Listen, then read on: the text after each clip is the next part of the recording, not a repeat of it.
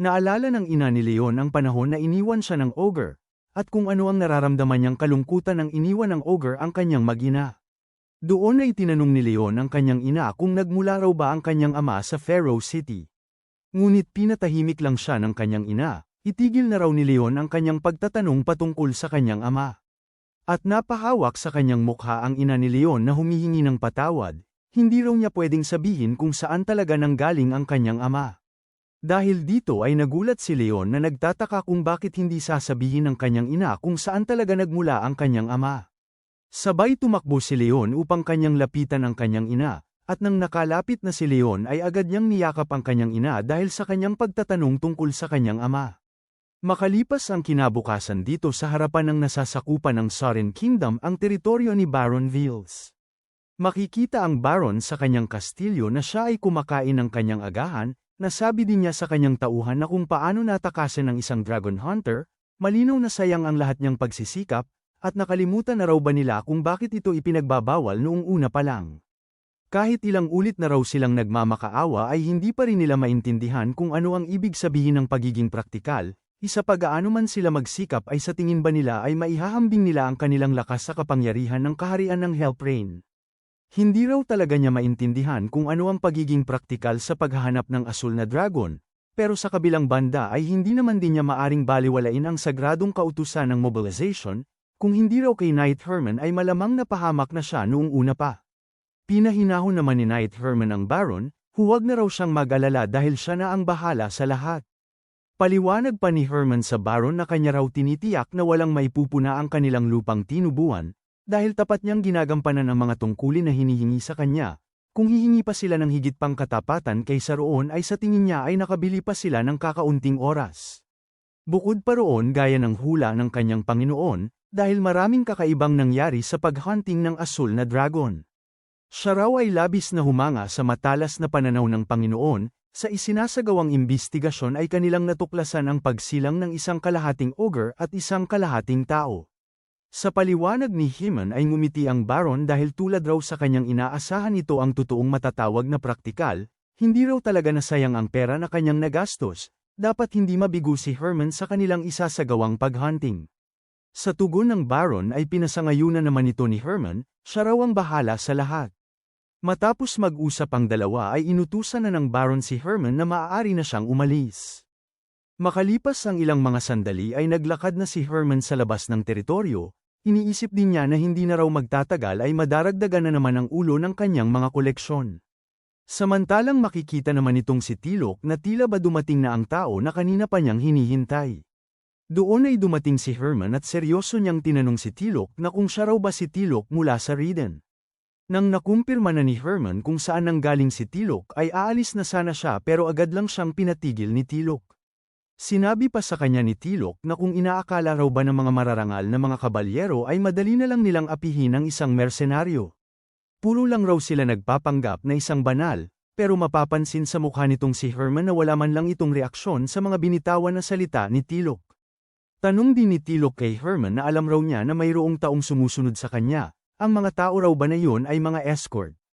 Hindi raw ganito ang ipinangako ni Herman sa kanya kanina. Di ba't sinabi niya na kinakailangan na matapos ang trabaho na ito ng lihim at sa lalong madaling panahon? Matapos magsalita si Tilok ay kanyang tiningnan si Herman na kanyang hinihintay kung ano ang kanyang isasagot. Samantalang ang ibang mga knight na kasama ni Herman ay seryoso nilang binabantayan kung ano ang galaw ni Tilok sa harapan ni Herman.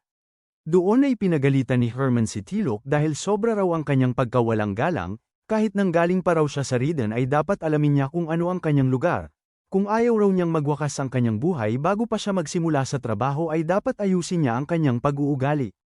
Pero hindi man lang nakaramdam ng takot si Tilok sa babala ni Herman, wika pa niya na ngayon ay nandito na si Herman, kung pumalpak siya sa kanyang plano, ay makakaya ba itong ayusin ng kanyang mga tauhan, hindi raw ba niya alam na ogre ang kanilang kalaban, malamang hindi magiging madali para sa grupo ni Herman na harapin ang ganoon na halimaw sa loob ng kagubatan. Sa labas naman ng teritoryo ay makikita ang malawak na kagubatan, nandito din si Leon na kanyang pinagmamasdan ang lungsod galing sa loob ng kagubatan. Halata sa mukha ni Leon na gusto niyang pumunta sa lungsod, subalit hindi pwede dahil sa kanyang pagkatao. Nakita ni Leon sa lungsod ang mataas na kastilyo ng Baron, kaya hindi maalis ang kanyang tingin sa kastilyo na napapatanong na kung ano raw ang loob ng mataas na gusali. Pero naisip din niya na wala na raw siyang gaanong oras upang tumayo dito ng matagal, kinakailangan na raw niyang umalis upang makahanap ng pagkain. Doon ay tumalon si Leon ng sobrang taas upang bumalik na sa pinakagitna ng kagubatan, at nasabi din niya sa kanyang sarili na itong kagubatan na lang raw ang maaari niyang mapupuntahan dahil hindi na siya pinapayagan na muling bumalik pa sa village. Makalipas ang ilang mga sandali dito sa kalagitnaan ng kagubatan ay maririnig ang kaluskos ng mga dahon. Ito ay walang iba kung hindi isang baboy ramo na tumakbo ng mabilis dahil mayroong nilalang ang humahabol sa kanya. Ang nilalang pala na humahabol sa kanya ay itong si Leon para kanyang hulihin ang baboy ramo para gawing pagkain.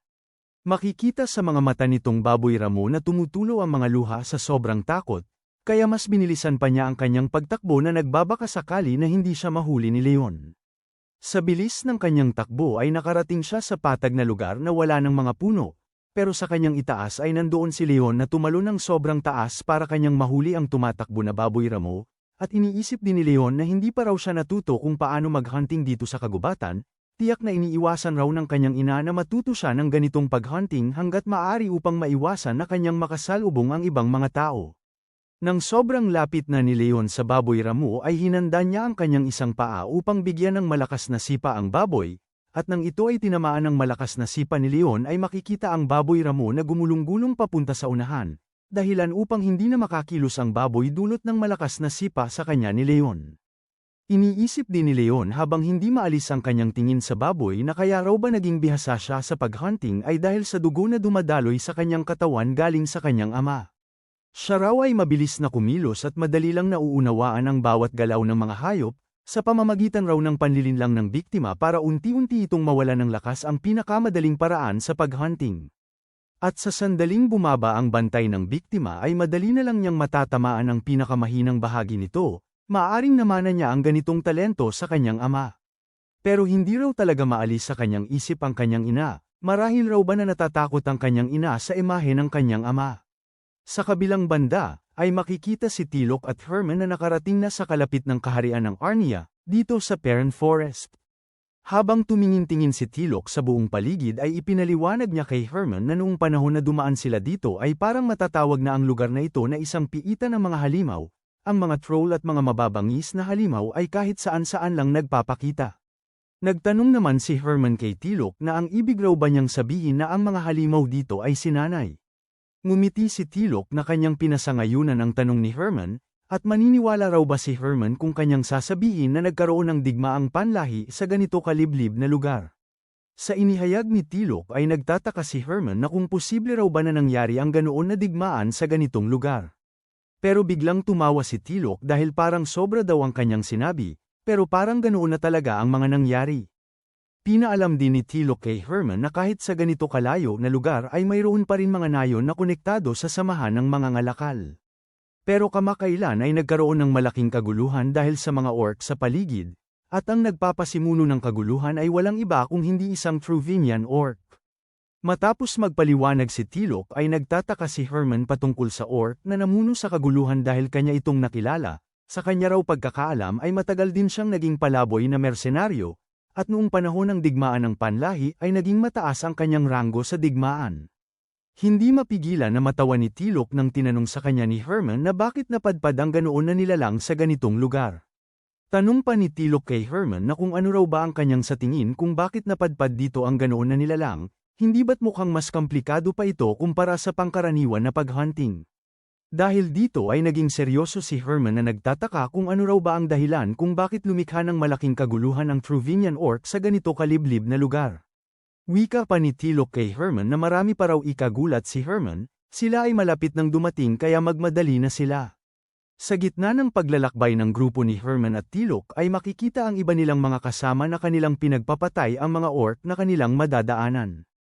Doon ay hinuli ng isa nilang kasama ang isang orc na natira upang matanong ng iilang mga impormasyon. Matapos magpaliwanag ang orc sa lahat niyang mga nalalaman ay sinaad niya sa knight na sinabi na raw niya ang lahat niyang mga nalaman. Ayon din ng orc na mula raw na namatay ang kanilang pinuno ay naging ganito na silang lahat, na ipinagtataka naman ng knight ang mga inihayag sa kanya ng orc. Matapos tanungin ng dalawang knight ang orc ay kanilang pinaalam kay Herman na tama raw ang kanyang pasya. Noon ay inaakala nila na isa lang itong karaniwan na nayon sa Sweden. Iminungkahi din ng isang knight kay Herman na sundan niya ang mersenaryo papunta sa ibang lugar na kanyang tinutukoy, dahil mukhang ang lugar na kanyang tinutukoy ay mayroong kaugnayan sa kanilang target. Nagtataka naman si Herman, wika pa niya na di ba't kanilang napagkasunduan na sila ay magkikita sa pasukan ng nayon matapos nilang mag-hunting. Doon ay itinuro ni Tilok ang bahay nila Leon, nandoon daw ang bahay na kanyang palaging nabanggit kanina, kanya raw tinitiyak na makikita doon ni Herman ang isang kawili-wiling bagay.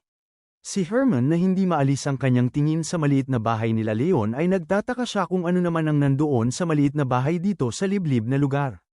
Samantalang ang ibang mga knight ay dumating na sa labas ng bakod ng nayon upang kanilang suriin kung ano ba talaga ang nandito. Samantala, lumipat naman ang eksena sa bahay nila Leon, makikita ang ina ni Leon na kanyang hinahanda sa lamesa ang maaaring makakain ng kanyang anak. At naging seryoso ang kanyang tingin sa labas, na malalim ang kanyang iniisip. Tiningnan din niya ang kagubatan dahil magpasa hanggang ngayon ay hindi pa nakauwi si Leon, at kanyang naalala noong araw na nagtanong sa kanya si Leon patungkol kung saan nagmula ang kanyang ama. Kahit gustuhin man niya na sabihin kay Leon ang patungkol sa kanyang ama ay hindi talaga pwede dahil yun pa ang magdulot upang malagay sa panganib ang kanyang anak. Kaya ipinikit na lang ng ina ni Leon ang kanyang mga mata dahil kanya nang napagpasyahan na mananatiling lihim para kay Leon ang pagkatao ng kanyang ama. Ngunit bigla na lang mayroong kumatok sa kanilang bahay, na ikinagulat naman ng ina ni Leon ang pagkatok dahil hindi ito gawain ng kanyang anak kapag umuwi sa kanilang tahanan. Dahil hindi binuksan ng ina ni Leon ang pintuan ay puwersahan na itong binuksan ni Tilok na kanyang sinigawan ng ina ni Leon na kung hindi raw ba niya naririnig na kanina pa mayroong tao sa labas. Kasunod nito ay agad na pumasok si Tilok sa loob ng bahay na tila ba kanyang pagmamay-ari ang buong lugar. Nakangiti pang sinaad ni Tilok sa ina ni Leon na nakagawa raw siya ng kasalanan, hindi raw niya napagtanto na nandito pala ang isang magandang babae na noble. Nagalit naman ang ina ni Leon sa kawalang galang ni Tilok. Bakit na naman siya bumisita sa kanilang bahay? Hindi raw niya alam kung ano ang kanyang pakay sa pagbisita, ngunit matagal nang walang kaugnayan ang kanilang nayon sa grupo nila Tilok. Ayon naman ni Tilok na humihingi siya ng paumanhin pero wala siyang mapapala sa ganitong usapan, sayang pa naman dahil ang pagkakataon na ito ay isang masaya na muling pagkikita, talagang mas pinili pa niya ang malaking katawan ng isang dambuhalang ogre kaysa sa kanyang marangal na katayuan bilang noble. Siya raw ay mas masahol pa kumpara sa isang babae na bayaran sa isang nayon. Sa mga binitawan na salita ni Tilok ay naging seryoso ang tingin ng ina ni Leon sa kanya na nagtataka kung ano ba talaga ang pinunta ni Tilok sa kanyang bahay. Doon ay itinaas ni Tilok ang kanyang isang kamay, sabay lumuhad sa harapan ng ina ni Leon. Siya raw na isang mandirigma ng Kincaid na si Tilok ay magkakaroon ng pagpupulong sa prinsesa ng Imperyong Arcadian. At nang nakita ng ina ni Leon na pumasok na sa loob ng kanyang bahay si Herman ay nanlaki ang kanyang mga mata na nagtataka kung bakit dumating dito ang tao na ito. Makikita si Herman na seryoso na naglakad sa likod ni Tilok. Sabay tiningnan niya ng seryoso ang ina ni Leon, samantalang itong si Tilok ay tuwang-tuwa ng kanyang napansin kung ano ang reaksyon ng ina ni Leon nang kanyang nakita ang mukha ni Herman. Sinabi pa ni Herman sa ina ni Leon na sa ganito raw na hamak na lugar ay hindi niya inaakala na dito lang niya siya matatagpuan. Siya raw ay nagtataka kung bakit ang isang babae na noble ay inaksaya ang buhay sa ganitong lugar. Pinakilala din ni Herman ang kanyang sarili sa ina ni Leon, at kanyang pinapakiusap na bumalik na sila sa kanilang homeland ng magkasama. Sa alok ni Herman ay hindi nakapagsalita ang ina ni Leon na masyadong natulala. Doon ay nagsalita ang ina ni Leon na sa liblibraw na lugar na ito ay hindi niya alam kung paano nakarating dito ang katotohanan tungkol sa pangyayaring yon, pero masyado ng matagal na panahon ang lumipas. Bukod pa doon, kung si Penslot ay nakilala siya ay matagal na sana niyang hinanap si Herman, dahil hinayaan raw si Herman na manatiling mag-isa hanggang sa ngayon ay malinaw na ang usapin na ito. Hindi pa natapos magsalita ang ina ni Leon ay biglang nagsalita si Herman.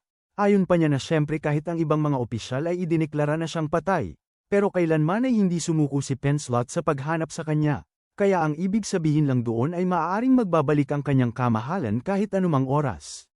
Sa tingin raw ba niya ay hindi naging katanggap-tanggap ang naging kasalukuyan na kalagayan ng kamahalan. Nang narinig yun ay nabigla ang ina ni Leon sa binanggit ni Herman na mayroon siyang naalala.